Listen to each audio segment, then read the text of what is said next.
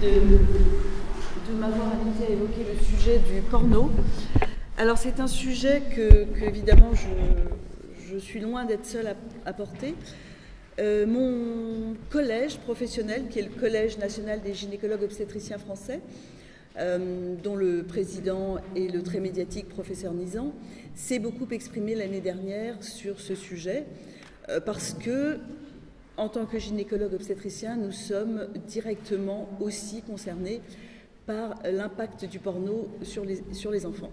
Donc moi je suis gynécologue et j'interviens très régulièrement dans les lycées et les collèges de Seine-Saint-Denis pour des séances d'éducation à la santé sexuelle et affective. Et c'est aussi dans ce contexte-là que je rencontre l'impact du porno. Alors, le 25 novembre 2017, M. Macron a tweeté « La pornographie a franchi la porte des établissements scolaires. Nous ne pouvons ignorer ce genre qui fait de la femme un objet d'humiliation. » Alors évidemment, ça ne pouvait que réjouir les féministes, mais je pense que l'impact de la pornographie va encore bien au-delà. Alors, bien sûr, la pornographie n'est pas née avec Internet, c'est un art qui est vieux comme le monde. Et l'histoire des représentations sexuelles, c'est aussi l'histoire de l'humanité. Sur les parois des grottes, dans les maisons bourgeoises, sur les vases, en Chine, en Perse, en Inde. Chez les Grecs et les Romains, on dessine, on peint, on sculpte des corps. Et ces corps sont toujours une certaine représentation de la sexualité. En Grèce, le mot, en fait, fait référence à ceux qui écrivent sur les prostituées. C'est le pornographe. Et à cette époque-là, c'était les aristocrates qui bénéficiaient de ce genre de représentation. C'était éventuellement dans les chambres, dans l'intimité. Et puis aussi, c'était probablement destiné à des soirées un petit peu exclusives d'hommes qui s'enivraient avant de consommer des femmes. Et puis, à partir de la fin du Moyen-Âge, l'Église, la religion, s'est complètement immiscée dans la sexualité. L'acte sexuel est devenu amoral et le rapport de la chair est réglementé et ne doit plus servir qu'à la reproduction. Pourtant, on a tous besoin d'imaginaire, d'imagination, puisque l'interdit excite. Et le professeur Troussier, qui est responsable de la chaire de santé sexuelle à l'UNESCO, on en discutait hier, il me dit mais nous avons tous une part de sexualité sombre et pour jouir de notre corps, il nous faut une certaine forme de transgression. Et évidemment, les récits pornographiques largement diffusés font évidemment permettre cette transgression.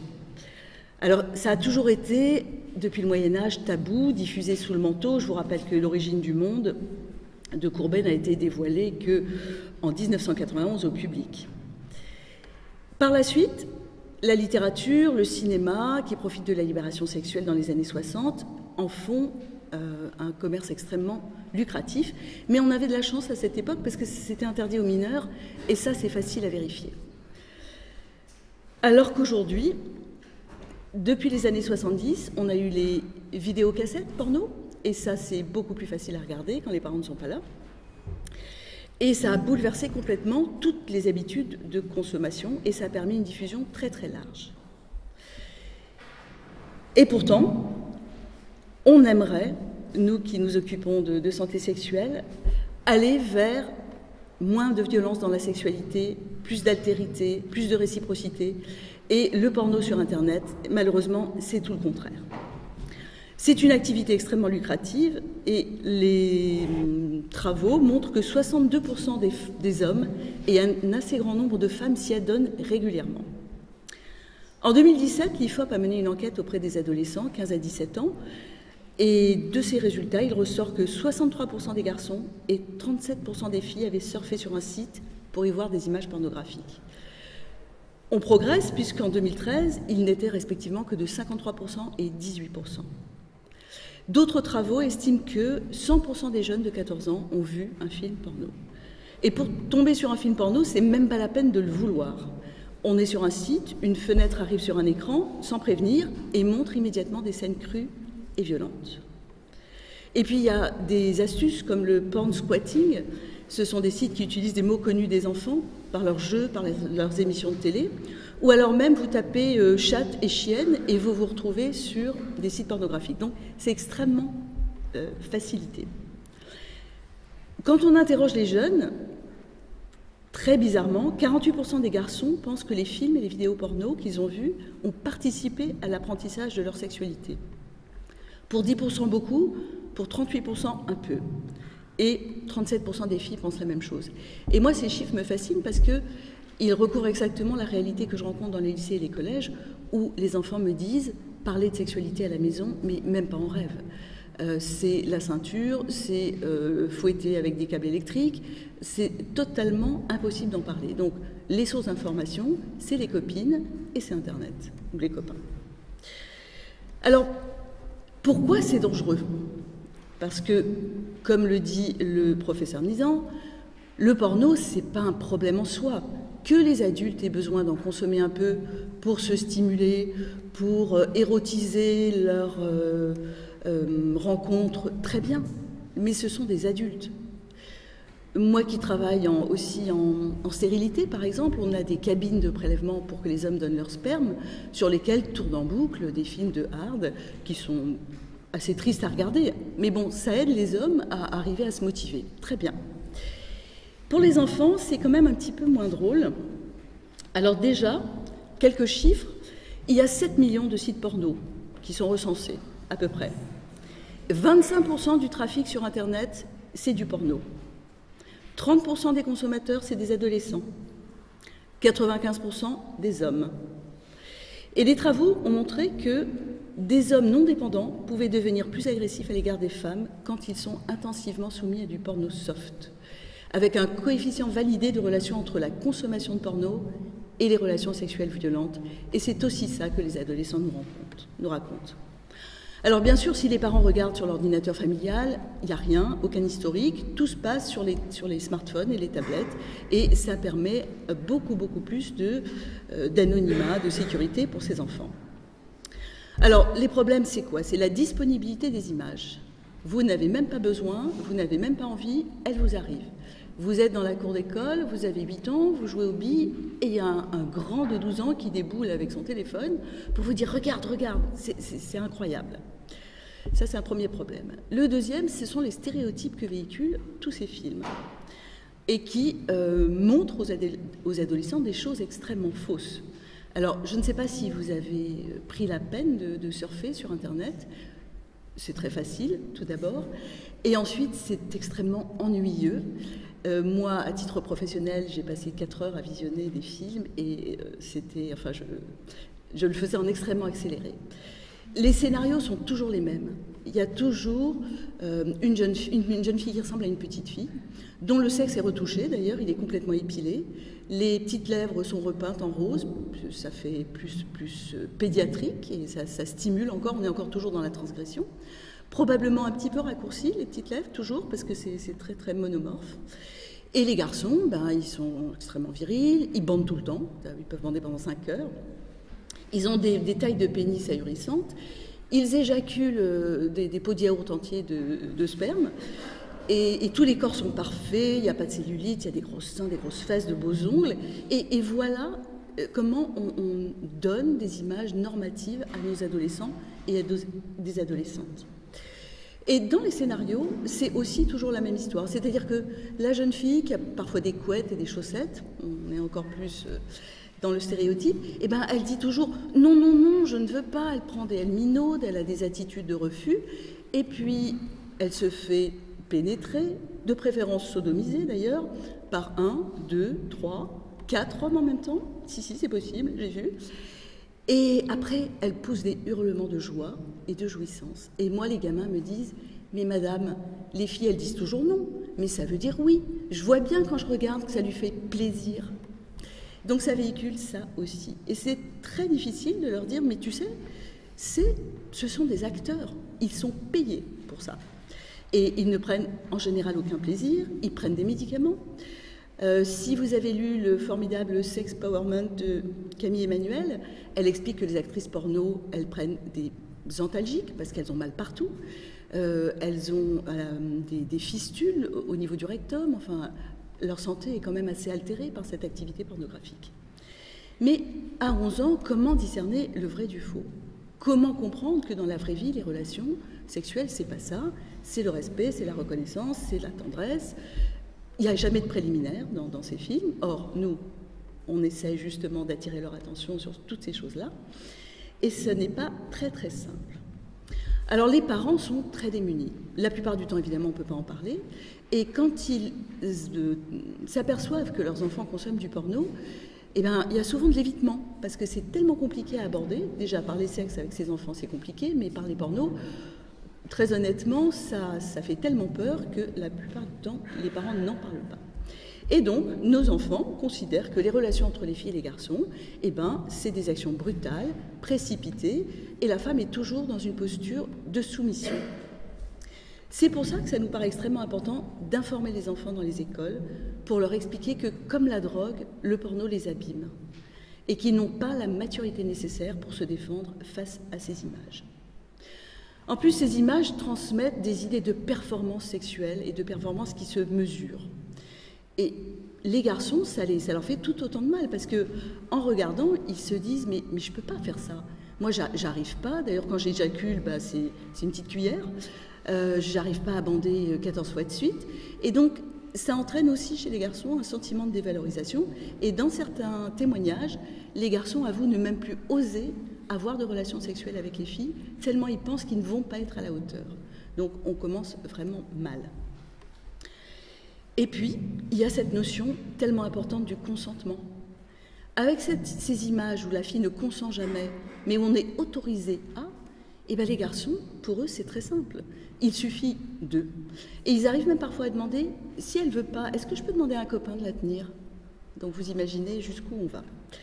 Et puis maintenant, les directeurs d'école nous racontent des histoires de fellation collective dans les toilettes et de viol de mineurs par des mineurs. Et ces choses-là n'existaient pas. De même que cet immense intérêt pour la sodomie, ça n'existait pas avant. Donc moi, quand j'interviens dans les écoles, ils sont tous là à me demander, et la sodomie, et comment, et pourquoi, et l'éjaculation faciale, madame, c'est vrai que les filles adorent ça? Non, pas tellement. C'est vraiment, il faut déconstruire sans arrêt tout ce que le porno leur a montré. J'ai reçu récemment une directrice d'établissement qui m'a amené un petit gamin de 12 ans, parce qu'elle était un peu démunie, en me disant, ils se sont mis à 4 avec une gamine, ils l'ont enfermée dans les toilettes, lui tenait la porte, et les autres commettaient, bon, alors on n'en était pas au viol, mais des agressions sexuelles, des attouchements, et eux ont été mis à pied, et elle m'amenait ce petit garçon de 12 ans terrorisé pour que je lui fasse un peu la morale. Alors on s'est mis à deux avec la policière qui travaille avec nous pour lui expliquer que quand on était complice, c'était aussi grave que quand on agissait, et qu'il risquait garde à vue, etc., etc. Il n'avait absolument aucune idée de tout ça, il était totalement terrorisé. Enfin, quand on rencontre ces images et qu'on est en cours de maturation de son psychisme et de sa sexualité, ça peut générer, et ça les gamins en sont témoins, des crises d'anxiété, des troubles du sommeil et énormément de culpabilité. Toutes les filles, notamment interrogées, avouent un sentiment de honte. C'est sale, c'est dégoûtant, et en même temps je regarde. Et c'est ça qui est terrible, et vous l'avez très bien dit, il y a cette addiction, cette fascination. Et l'addiction, en fait, ça fait appel à des circuits neuronaux. Et quand il y a la récompense au bout, eh ben on veut toujours plus, et on y revient sans arrêt. Et il y a des garçons qui disent, moi, dès que j'ai une minute, je me précipite sur un porno, je me masturbe et je me sens beaucoup mieux. Sauf que certains, finalement, deviennent tellement addicts à ça que ça occupe à peu près toute leur journée et que leur scolarité, évidemment, s'en ressent très gravement. Bon, je viens d'apprendre qu'au Canada, la consommation de porno était la première cause de divorce. C'est fascinant. Il y a un autre effet pervers pour nous aussi, les gynécologues, c'est cette image super parfaite de la jeune fille. Et nous, on a vu arriver des demandes de nymphoplastie qui augmentent régulièrement. Alors, qu'est-ce que c'est la nymphoplastie? Les nymphes, ce sont les petites lèvres, c'est ce qui est de part et d'autre du vagin. Et dans l'Antiquité grecque, les nymphes, ce sont les gardiennes du temple. Donc le vagin est un temple, vous l'aurez compris. Et les petites lèvres le gardent. Et les gamines viennent en disant mais moi, je veux qu'on me les coupe. Elles sont beaucoup trop longues. Et quand on essaie de comprendre, est-ce que ça les gêne, où est le problème, en fait, elles ne sont pas comme les gamines et les très jeunes adultes qu'elles voient sur les films porno, et elles voudraient qu'on rabote leurs petites lèvres pour leur ressembler. Et ça, c'est quand même terrifiant, parce que quand on n'a pas une très importante éthique dans son métier, on peut être amené à se laisser prendre par ses demandes et à couper toutes ces petites lèvres. C'est une chirurgie esthétique assez lucrative et malheureusement, certains de nos collègues le font sans trop se questionner. Or, autant il y a de vraies petites lèvres très très longues, moi j'ai des jeunes femmes qui arrivent en me disant ça dépasse de mon slip, quand je fais du vélo, quand je danse, je passe mon temps à rentrer dans les toilettes pour le remettre dans mon slip, celles-là je les opère, ça ne me pose pas de problème.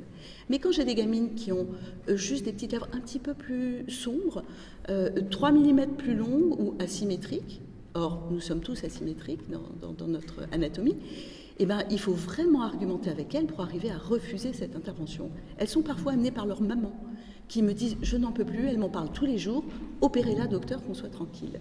Et résister est assez difficile. Donc cette image corporelle idéalisée est aussi un des problèmes véhiculés par le porno. Alors, que dire, si ce n'est que cette pornographie, elle sexualise les enfants, elle chosifie et elle infantilise les femmes et elle déshumanise totalement la sexualité. 2 chiffres importants. Parmi les 12-15 ans, une fille sur 5 a été insultée en ligne sur son apparence physique. Une fille sur 6 a été confrontée à des cyberviolences à caractère sexuel en lien avec le partage de photos ou de vidéos intimes.